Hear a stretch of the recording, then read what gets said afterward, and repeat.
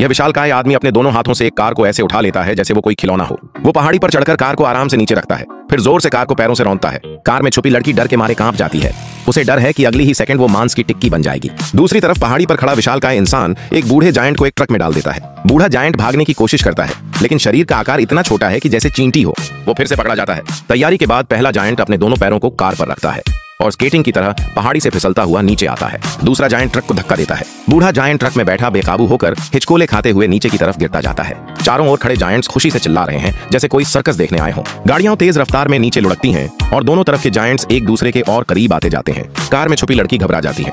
वो पूरी ताकत से स्टीयरिंग घुमा देती है। थोड़ा सा घूमा तो जायंट के दोनों पैर फिसल गए और पैरों के बीच खुला मैदान बन गया। बस फिर क्या, बूढ़ा जायंट एकदम सही टाइम पर अपने सिर से निशाना लगाता है और टपाक के साथ अंडे के छिलके जैसी आवाज आती है। जायंट दर्द से कराहते हुए अपनी कमर पकड़ लेता है और जमीन पर गिर पड़ता है। बूढ़ा जायंट भी लुढ़कते लुढ़कते सीधे जायंटों के सरदार के सामने जा गिरता है। सारे जायंट्स जोर जोर से हंसते हैं। सरदार उस बूढ़े जायंट का कान पकड़कर फिर से उसे तंग करने की सोच रहा होता है, लेकिन तभी बूढ़ा जायंट उन्हें याद दिलाता है जल्दी बारिश होने वाली है। और जैसे ही उसने कहा, आसमान से जोर की मूसलाधार बारिश शुरू हो जाती है। सारे जायंट घबरा जाते हैं क्योंकि वो पैदाइशी तौर पर पानी से डरते हैं। एक जायंट एक छोटी सी छतरी निकालता है, लेकिन वो किसी काम की नहीं। दूसरा एक पेड़ को उखाड़ लेता है, लेकिन उसे बिजली गिर जाती है। एक और जायंट के सिर पर बेबी कार सीट फंस जाती है और वो दीवार से टकरा जाता है। बूढ़ा जायंट जो पानी से नहीं डरता, लड़की को लेकर भाग जाता है, लेकिन उन्हें क्या पता था, लड़की का कंबल पीछे छूट गया और उसे जायंट सरदार ने सूंघ लिया। उसने तुरंत इंसान की गंध पहचान ली और समझ गया कि बूढ़ा जायंट इंसान को छुपा रहा था। अगले दिन सभी जायंट एक साथ बूढ़े जायंट के घर पहुंच गए। वो उस पर दबाव डालते हैं कि लड़की को सौंप दे। बूढ़ा जायंट साफ इनकार कर देता है, लेकिन जायंट बिना बहस के कंबल को सूंघते हैं और लड़की की गंध याद कर लेते हैं। फिर वो शिकारी कुत्तों की तरह उसे ढूंढने निकल पड़ते हैं।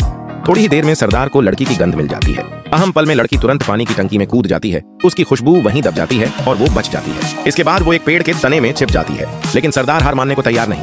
वो अपनी नाक से चारों तरफ सूंघता है और लड़की की जगह को महसूस कर लेता है। ऐसे में बूढ़ा जायंट गुस्से में आ जाता है। वो मशाल उठाता है और जायंट्स की पीछे की जगह जला देता है। फिर पानी की एक बाल्टी उठाकर उन सबको भगा देता है, लेकिन ये कोई स्थायी हल नहीं था। तभी लड़की को एक आइडिया आता है। वो बूढ़े जायंट से कहती है कि एक भयानक सपना बनाए जिसमें ये दुष्ट जायंट्स इंसानों को खा रहे हों। फिर वो सपना रानी के कमरे में डाल देती है। रानी जब वो सपना देखती है तो डरकर तुरंत एक ताकतवर सेना भेजती है। बूढ़े जायंट की अगुवाई में सेना जायंट आइलैंड पहुंचती है। वो जायंट्स देखने में तो बड़े लगते हैं, लेकिन अंदर से कमजोर होते हैं। सेना उन्हें एक एक करके पकड़ लेती है, लेकिन रानी दयालु होती है।